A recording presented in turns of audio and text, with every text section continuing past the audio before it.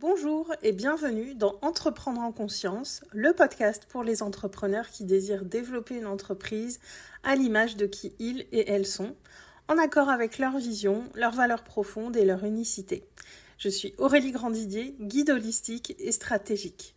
J'accompagne les entrepreneurs qui ont une activité en lien avec l'humain à développer un business qui leur ressemble et leur permet de créer des résultats tangibles tout en s'épanouissant dans leur vie. Dans ce podcast, je te parlerai évidemment d'entrepreneuriat et de tous les sujets qui s'en rapprochent, mais aussi de mindset, de communication, de relations, de spiritualité, de développement personnel, bref, de tous ces sujets qui me touchent et qui sont de vrais leviers d'évolution et de transformation, tant sur le plan business que personnel. Bonjour à tous et bienvenue dans ce nouvel épisode d'Entreprendre en conscience. Je choisis de te faire cet épisode sans script, sans réflexion préalable sur un sujet qui est important pour moi et qui me guide chaque jour. Et cet épisode non scripté, je le fais parce que je sors d'un rendez-vous avec une cliente de cœur que j'aime beaucoup, mais j'aime toutes mes clientes. Et elle me disait qu'on perçoit quand les choses sont scriptées et quand elles ne le sont pas.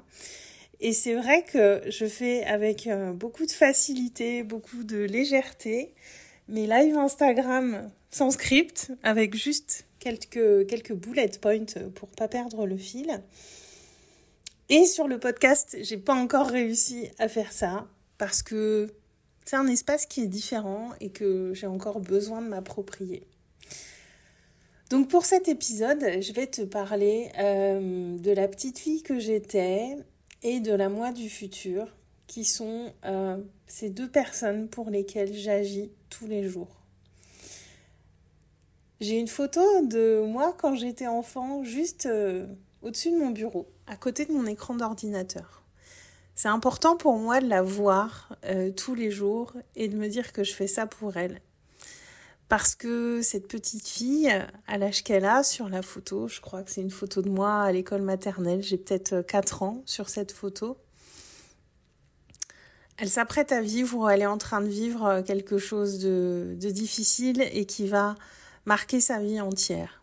Et j'y reviendrai dans un autre épisode où je vais te parler un peu plus de mon parcours personnel qui a influé sur beaucoup de choses dans ma vie d'adulte. Et j'hésitais un peu à faire cet épisode sur mon parcours perso. Alors je ne vais pas tout raconter évidemment, ça sera un peu long, mais en tout cas les grandes étapes qui ont fait que mon parcours est ce qu'il est. Et donc j'ai une photo de cette petite fille au-dessus de mon bureau et je la regarde tous les jours. Parfois je la regarde avec plus d'attention que d'autres.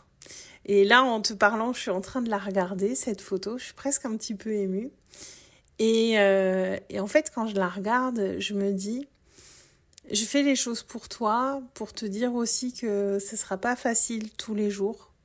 Il va y avoir des grosses épreuves, des moments très compliqués, des choses dont tu auras beaucoup de mal à te libérer, mais ça va aller. Et de où j'en suis aujourd'hui, quand je la vois, j'ai aussi beaucoup envie de la remercier d'avoir été qui elle a été en grandissant, d'avoir fait ce qu'elle a fait, d'avoir expérimenté toutes ses erreurs, toutes ses réussites, toutes ces choses qu'on vit dans la vie. Elle est un petit peu comme, pas qu'un petit peu, elle est une vraie source de motivation. Et quand je la regarde, je me dis, je veux pas avoir traversé toutes ces choses pour rien, en fait.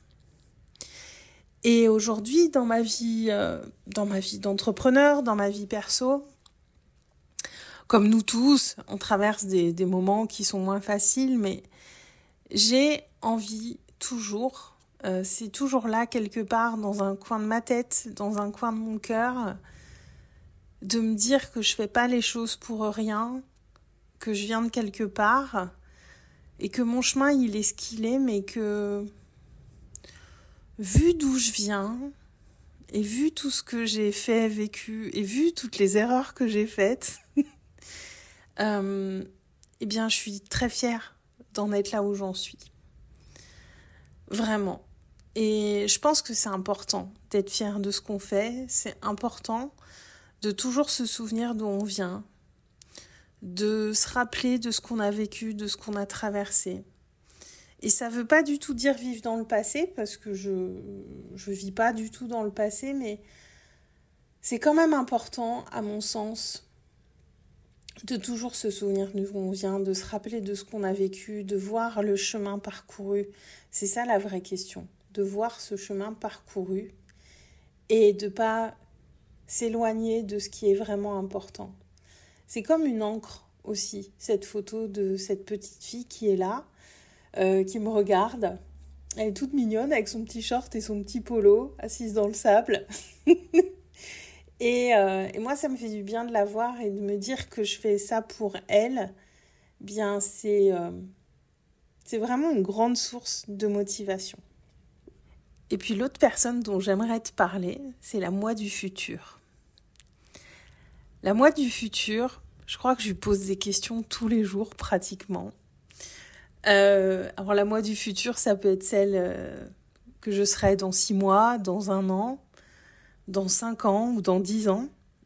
Et quand je mets des actions en place tous les jours, quand j'observe mes réactions, ou que j'essaye de changer des choses chez moi, d'améliorer des choses chez moi, je me demande toujours, cette moi du futur, qu'est-ce qu'elle ferait ? Et aussi, qu'est-ce qu'elle pourrait me dire ? Ça serait quoi son meilleur conseil aujourd'hui ? Et je me dis que voilà, le début de ce podcast est peut-être très imparfait parce que y a pas de musique, de générique. Je vous enregistre ces épisodes depuis mon téléphone. J'ai pas de super matériel. Je suis pas encore investie. Honnêtement, c'est pas vraiment ma priorité. Ma priorité, c'est d'abord de vous partager ma vérité dans ces épisodes. Et je me dis que la moi du futur, dans 1 an, dans 2 ans, 5 ans, 10 ans, quand elle écoutera ces premiers épisodes, parce que je pense qu'elle en réécoutera quelques-uns, elle dira pas que c'est pas parfait. Elle dira pas que oh là là, mais Aurélie, t'avais pas le bon matériel, t'aurais pu t'appliquer pour certaines choses. Elle dira pas ça. La moi du futur, elle pensera, elle me dirait merci de t'être relancée, merci de l'avoir fait et bravo de l'avoir fait. Parce que il faut pas oublier qu'on part tous de zéro pour tout.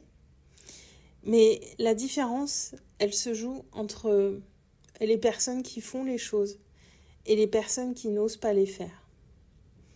Et les personnes qui vont venir critiquer ce qu'on fait, c'est soit les personnes qui ont peur pour nous, qui ont peur qu'on échoue parce qu'elles nous aiment, et les personnes qui projettent leur peur sur nous, parfois c'est simplement un réflexe de protection, c'est une expression d'amour.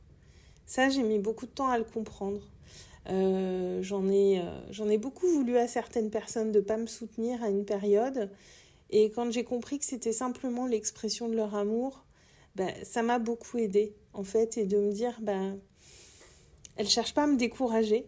Elle a juste besoin de m'exprimer ses peurs parce qu'elle a peur pour moi.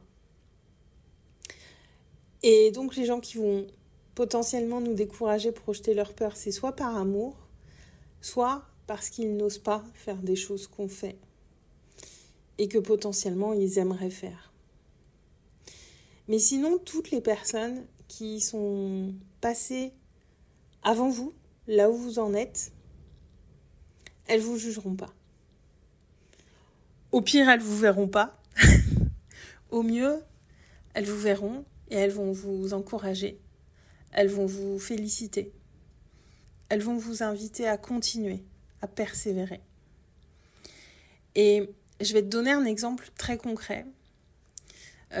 J'ai fait beaucoup de live sur les réseaux sociaux. J'ai fait 1 an de live quotidien sur Instagram. Et à chaque fois que je vois une entrepreneur qui ose faire son premier live sur les réseaux sociaux, je me fous complètement qu'elle ait des tics de langage, que son discours soit peut-être un petit peu décousu. je me fous presque de savoir ce qu'elle raconte, mais par contre, ça met vraiment tellement mon cœur en joie de voir qu'elle ose se lancer, qu'elle s'autorise et qu'elle le fait. Et à aucun moment, j'ai envie de la juger parce que elle ose le faire.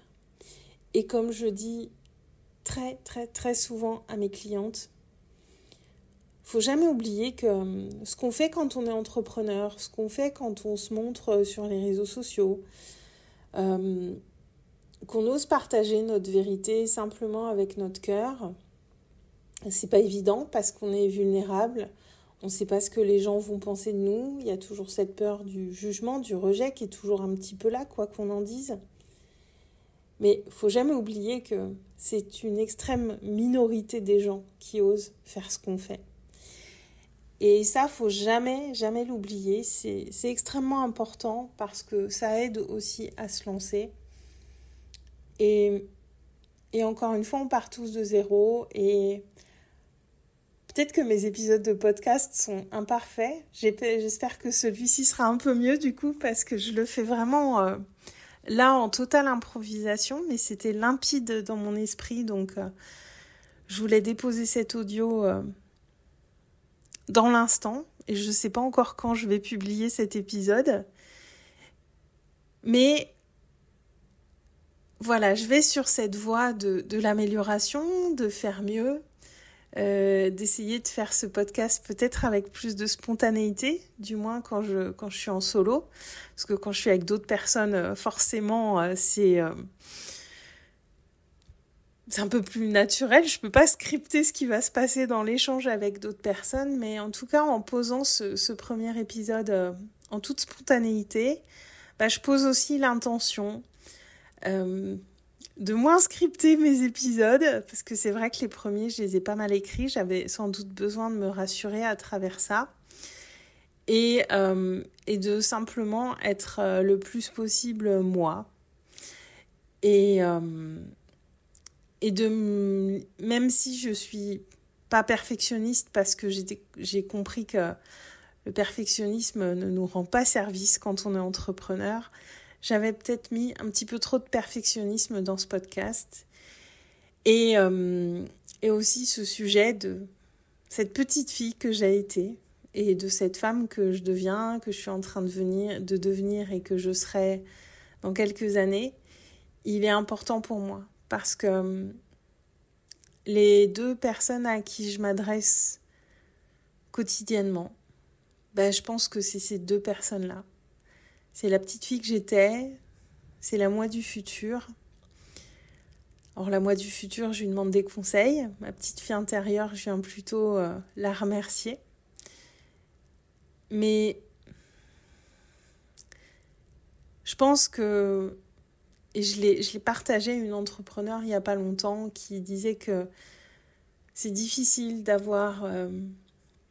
d'affronter les peurs de nos proches, de voir qu'ils ne nous soutiennent pas parfois, qu'ils ne comprennent pas ce qu'on fait bien souvent, qui n'arrivent pas à s'imaginer que c'est un vrai métier et qu'on peut en vivre.